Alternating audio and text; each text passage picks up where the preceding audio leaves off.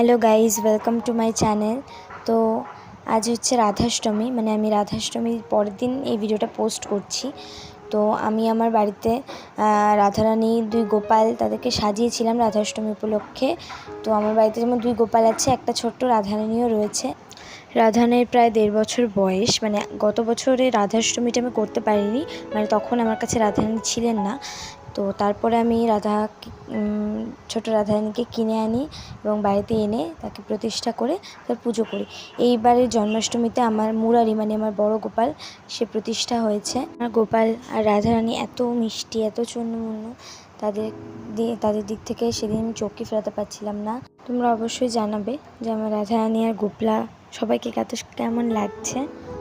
জন্মাষ্টমী করলেই রাধাষ্টমীও করতে হয়, আর আমি জন্মাষ্টমী বাড়িতে করেছিলাম, কিন্তু আমি কোনো ভিডিওই ইউটিউবে পোস্ট করিনি এখনও পর্যন্ত। তবে ছোট ছোট ক্লিপিংস আমি পোস্ট করব, সেটা আমার টাইম লাগছে একটু এডিট করতে, তো করে আমি অবশ্যই পোস্ট করব। তার সাথে এরকম করে সুন্দর করে সাজিয়েছিলাম আমার রাধারানীকে, আমার গোপাল, আমার মুরারিকে, কৃষ্ণকে, আর তার সাথে বৃন্দারানীকেও একটা সুন্দর জামা পরিয়ে সাজিয়ে দিয়েছিলাম। খুবই সামান্য কিছু ভোগ আমি দেওয়ার চেষ্টা করেছিলাম, মানে আমি একা নই, আমার মায়ের সাথে একসাথে হাতে হাত লাগিয়ে কিছুটা ছোটোখাটো অল্প কিছু রান্না করে দেওয়ার চেষ্টা করেছিলাম।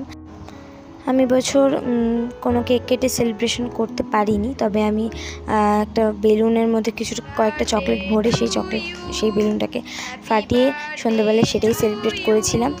তো রাধারানীর জন্মদিনটা আমাদের এভাবেই কাটলো। ভিডিওটা ভালো লাগলে অবশ্যই লাইক, কমেন্ট, শেয়ার করে দিও।